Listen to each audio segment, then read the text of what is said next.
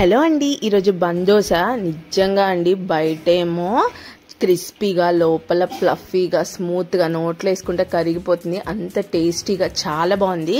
మీరు ఖచ్చితంగా ఇంతవరకు ట్రై చేయకపోతే ఖచ్చితంగా ట్రై చేయాల్సిన రెసిపీ. సూపర్ ఉందండి, చాలా సింపుల్ ఇన్స్టెంట్ బ్రేక్ఫాస్ట్ అనమాట. ఫస్ట్ సుజీ రవ్వ తీసుకున్నాను నేను. 1 కప్పు సుజీ రవ్వ తీసుకొని దానిలో 1/2 కప్ కర్డ్ అనమాట పెరుగు వేసుకున్నానండి. పెరుగు వేసుకొని మంచిగా మిక్స్ చేసుకొని పక్కన పెట్టేసుకోవాలి. 10 మినిట్స్ నానితే సరిపోతుంది. చక్కగా అది నానిపోయిన తర్వాత మనం మిక్సీ జార్లో వేసుకొని అవసరమైతే కొంచెం వాటర్ పోసుకొని స్మూత్గా దోశ బ్యాటర్లా బ్లెండ్ చేసుకోవాలండి మంచిగా. అంటే దోశ బ్యాటర్ అంత వాటరీ కాదు, కొంచెం థిక్గా ఇలా ఈ కన్సిస్టెన్సీలో మంచిగా మిక్సీ పట్టేసుకొని తీసేసుకొని దానిలో కొంచెం సాల్ట్ అండ్ కొంచెం జీలకర్ర,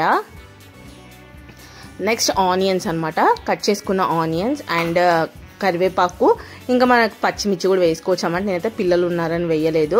తర్వాత కొంచెం సోడా ఉప్పు వేసుకోవాలి, అది మాత్రం మస్ట్ అండ్ చూడండి. బందోసకి కొంచెం సోడా ఉప్పు వేసుకొని ఇలా కన్సిస్టెన్సీ ఇలా కలిపేసుకొని చిన్నది మనది పోపు వేసుకునే ప్యాన్ ఉంటుంది కదా, ఆ ప్యాన్ పెట్టేసుకొని దానిలో 1 స్పూన్ ఆయిల్ వేసేసుకొని బందోస ఒక 2 స్పూన్స్ వేసేసుకొని సిమ్మిలో పెట్టుకోవాలండి. ఈ ప్రాసెస్ అంతా సిమ్మిలో చేయాలి. పెట్టేసుకొని మూత పెట్టేసుకొని మగ్గిచ్చేసుకోవాలి.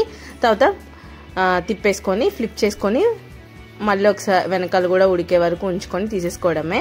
చాలా సింపుల్ అండి, ఇన్స్టెంట్ మన ఇంట్లో బ్రేక్ఫాస్ట్ లేనప్పుడు ఇలా పిల్లలకి చేసి పెట్టినా మనమైనా చాలా ఇష్టంగా తింటాం. ఎంత స్మూత్గా ఉన్నాయంటే నోట్లో వేసుకుంటే కరిగిపోతుంది. దీంతో combination tomato chutney, onion chutney ఏదైనా బాగుంటుందండి. ఖచ్చితంగా ఒకసారి ట్రై చేయండి. పిల్లలు పెద్దలు అందరూ చాలా ఇష్టంగా తింటారు. చాలా బాగుంది. Thank you.